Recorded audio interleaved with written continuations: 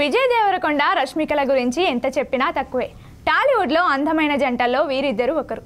విజయ్ రష్మికకు సంబంధించిన ఏదో ఒక న్యూస్ సోషల్ మీడియాను షేక్ చేస్తూనే ఉంటుంది. సైలెంట్ లవ్ బర్డ్స్ అంటూ వీరిపై అనేక కామెంట్స్ వచ్చాయి. గీతా గోవిందం సినిమాలో రష్మిక విజయ్ కలిసి నటించిన విషయం తెలిసిందే. ఈ సినిమా బ్లాక్ బస్టర్ హిట్ అయింది. అంతేకాకుండా వీరి కెమిస్ట్రీకి ఈ జంటకు మంచి మార్కులు పడ్డాయని చెప్పాలి.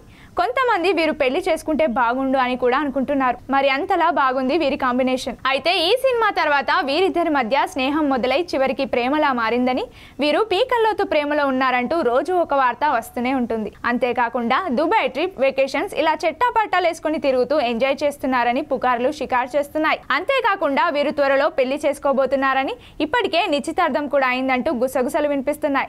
ఇక వీటిపై వీరు ఎప్పుడు స్పందించి సరైన సమాధానం ఇవ్వలేదు. కొన్ని సందర్భాల్లో మేము మంచి స్నేహితులమని చెప్పుకొచ్చారు. అయినా ఈ రూమర్స్ కు మాత్రం చెక్ పడడం లేదు. ఈ క్రమంలోనే మరో ఇంట్రెస్టింగ్ న్యూస్ సోషల్ మీడియాలో వైరల్ గా మారింది. మే 9న విజయ్ దేవరకొండ పుట్టినరోజు జరుపుకున్న విషయం తెలిసిందే.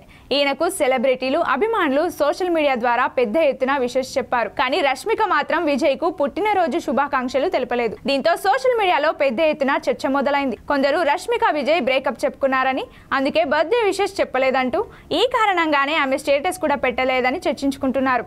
మరోవైపు త్వరలో వీరి పెళ్లి, నిశ్చితార్థం డేట్ కూడా ఫిక్స్ అంటూ సామాజిక మాధ్యమాల్లో ప్రచారం కూడా జరిగింది. వీటి నుండి రౌడీ హీరోను తప్పించడానికే రష్మిక విష్ చేయలేదని కొందరు అంటున్నారు. కాకపోతే ఇందులో నిజమెంత ఉందో తెలియాల్సి ఉంది.